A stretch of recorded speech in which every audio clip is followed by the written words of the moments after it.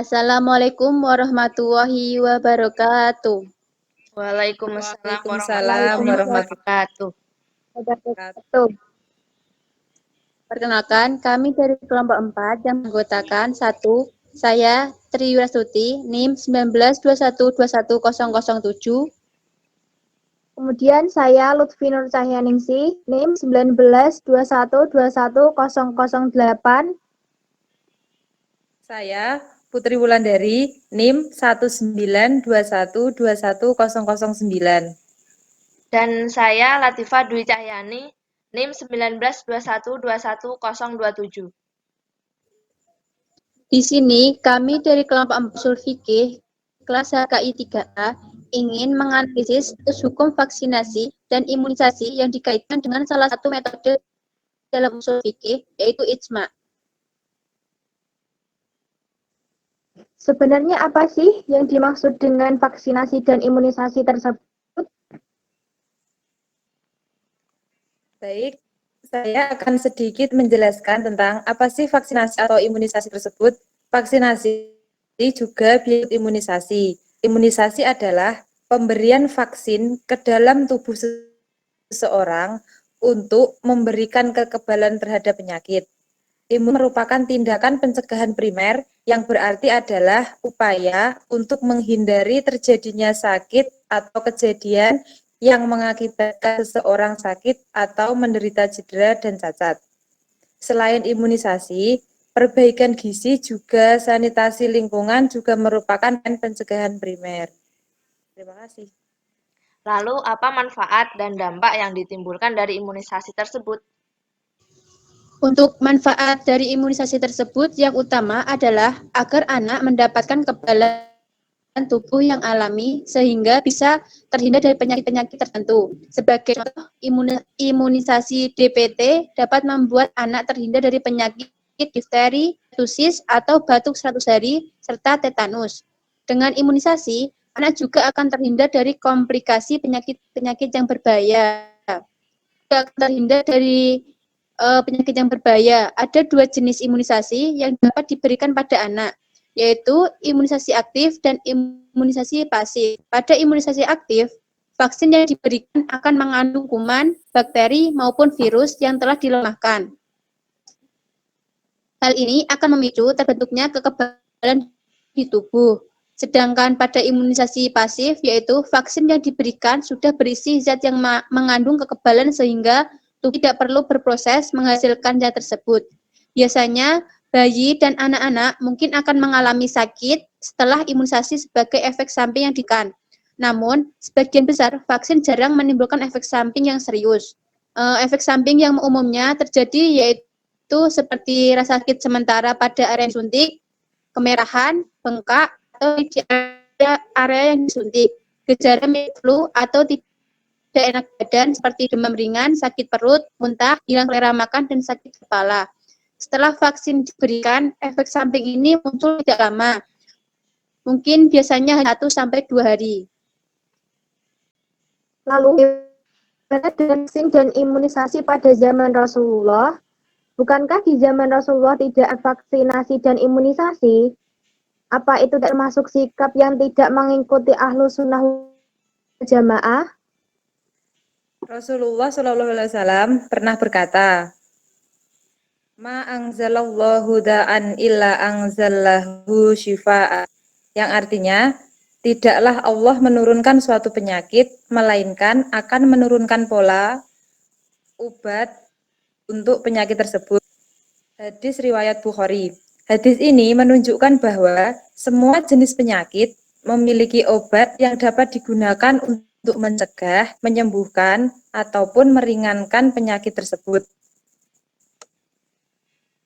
Sebagaimana pula hadis sahih sabda Rasulullah yang bunyinya innallaha lam da'an illa wa anzalahu shifaan alimahu man alimahu wa jahilahu man jahilahu, yang artinya sesungguhnya Allah tidak menurunkan penyakit kecuali menurunkan pula obatnya. Ada yang tahu dan ada yang tidak tahu. Hadis riwayat Ahmad. Ungkapan Rasulullah dalam hadis tersebut, setiap penyakit pasti ada obatnya. Itu memberikan penguatan jiwa kepada orang yang sakit dan dokter yang merawatnya. Dan juga memberikan dorongan untuk mencari obat dan mempelajarinya. Karena orang sakit yang meyakini bahwa ada obat yang dapat menyembuhkan penyakitnya, maka terbukalah pintu harapan baginya dan hilanglah keputusan dari dalam dirinya. Jadi, zaman Rasulullah, perkembangan ilmu kedokteran tentu belum semaju seperti zaman modern saat ini, sehingga belum ada vaksinasi dan imunisasi. Dengan perkembangan yang modern seperti saat ini, ilmu kedokteran membuat vaksinasi dan imunisasi untuk mencegah timbulnya berbagai penyakit yang membahayakan. Kemudian pandangan Islam terhadap vaksinasi dan imunisasi tersebut bagaimana? Menurut Majelis Ulama Indonesia atau MUI berdasarkan fatwa MUI nomor 4 tahun 2016 tentang imunisasi menyebutkan bahwa satu, imunisasi pada dasarnya dibuat sebagai bentuk ikhtiar untuk mewujudkan kekebalan tubuh dan mencegah suatu penyakit tertentu. Kemudian kedua, vaksin untuk imunisasi wajib menggunakan vaksin yang halal dan suci. Kemudian ketiga, penggunaan vaksin imunisasi yang berbahan haram dan atau najis hukumnya haram. Keempat, imunisasi dengan vaksin haram dan atau najis tidak dibolehkan kecuali digunakan pada kondisi darurat atau belum ditemukan bahan vaksin yang halal dan suci dan adanya keterangan tenaga medis yang kompeten dan dipercaya bahwa tidak ada vaksin yang halal.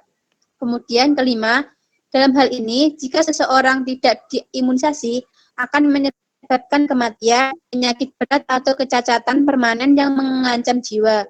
Berdasarkan pertimbangan ahli yang kompeten dan dipercaya, maka imunisasi hukumnya wajib. Keenam, imunisasi tidak boleh dilakukan jika berdasarkan pertimbangan ahli yang kompeten dan dipercaya menimbulkan dampak yang membahayakan. Apakah dalam Islam pemberian vaksinasi dan imunisasi tersebut boleh dilakukan? Iya, boleh, tapi itu dalam pengecualian. Pemberian vaksin dan imunisasi boleh dilakukan jika dalam kondisi darurat. Artinya, suatu keadaan yang memaksa untuk mengkonsumsi sesuatu demi untuk mempertahankan nyawa. Imam Suyuti menyebutkan kaidah fikih dalam kitabnya Al-Asibah wan Nazair, artinya yaitu kondisi darurat itu membolehkan hal-hal yang terlarang. Teori darurat ini hukum asalnya adalah haram, tapi hukum haram dapat berubah menjadi halal atau mubah saat dalam kondisi darurat. Jadi, imunisasi dalam Islam juga menimbang al-hajat, yaitu jika dalam kondisi. Maksudnya, pemberian vaksin atau imunisasi haram harus dengan catatan jika seseorang apabila tidak mendapatkan maka akan menyebabkan kematian, kecacatan, ataupun hal yang membahayakan diri. Baik, jadi dapat disimpulkan bahwa vaksinasi dan imunisasi hukumnya boleh dalam syariat, tapi dengan beberapa alasan, yaitu digunakan pada kondisi darurat, yaitu kondisi keterpaksaan apabila tidak diimunisasi dapat mengancam jiwa manusia, atau al-hajah, yaitu kondisi mendesak, seperti dalam kaidah fikih al-daruratu tubihu mazrurah, yaitu darurat itu membolehkan sesuatu yang dilarang. Kemudian belum ditemukan bahan vaksin yang halal dan suci, serta adanya keterangan tenaga medis yang kompeten dan dipercaya bahwa tidak ada vaksin yang halal. Sehingga jika dikaitkan dengan usul fikih, maka metode yang digunakan untuk menganalisis status hukum vaksinasi dan imunisasi adalah ijma', karena adanya kesepakatan bersama dari para ulama. Ijma' secara bahasa berarti bertekad bulat atau berazam untuk melaksanakan sesuatu, juga berarti bersepakat atas sesuatu. Ijma' menurut istilah adalah kesepakatan atas hukum suatu peristiwa dan bahwa hukum tersebut merupakan hukum syara. Maka ijma didefinisikan sebagai kesepakatan bulat mujtahid muslim dari suatu periode setelah wafatnya Nabi Muhammad SAW tentang suatu masalah hukum Islam. Mungkin adalah Klomi mengenai hukum vaksinasi dan imunisasi tinjau metode jemaah. Sekian dari kelompok kami. Bila ada salah kata, kami mohon maaf yang sebesar-besarnya. Wassalamualaikum warahmatullahi wabarakatuh. Waalaikumsalam warahmatullahi wabarakatuh. Waalaikumsalam warahmatullahi wabarakatuh.